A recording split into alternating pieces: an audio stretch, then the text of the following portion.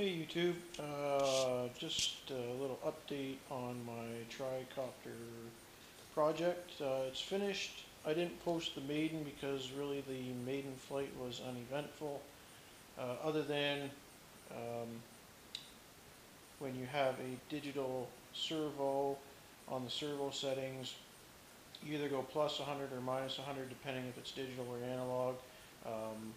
The copter started to spin on the floor when I was doing the test flight, so I just reversed that. I forget if I went plus or minus, but anyway, that fixed it, and it flew perfect, straight, level, on the stock settings. Didn't have to change anything. It's really, really good. The odd little twitch when it's coming down too quick, but other than that, it flies just awesome.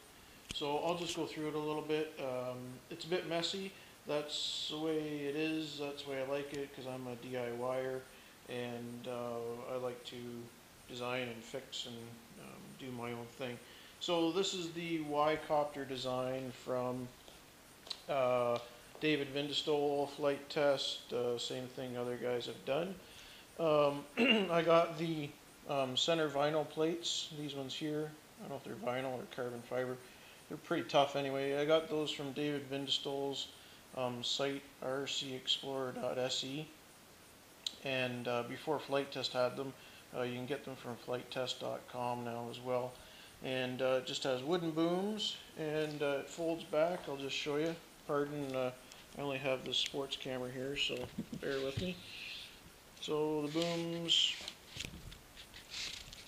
doing this one-handed. The booms fold back like that, so you can pack it up, put it in a backpack pretty readily, or in a small car, or whatever. So you can throw this in the backpack this way down, and your controller, and you're good to go, pretty mobile for just about anywhere. I'll just fold these back out.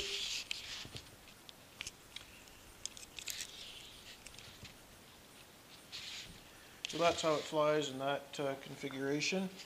The equipment, I am using the sunnysky X2212-13 980 kV motors. These are 9 by 4.7, just you know, those carbon plastic combo props, which are perfect because they're reasonably stiff and not too expensive. If you crash, you just throw another pair on and you don't really sweat it. The servo I'm using is that Bluebird digital Metal Gear servo. I don't know the number, but it's on hobbyking, the one that David recommends for it, and it works really great. Lots of power, quick response, nice and smooth. ESCs are 20 amp hobbyking ESCs, and I reflashed them with simonk firmware myself using the hobbyking equipment and other YouTube videos on how to do that, and it really made a difference. I flew it before and after the simonk firmware, and it's way smoother and more responsive with the reflashed firmware, so I recommend that. The hobbyking KK2 board, just the upgraded firmware and stock settings, and it works great. Auto level's awesome.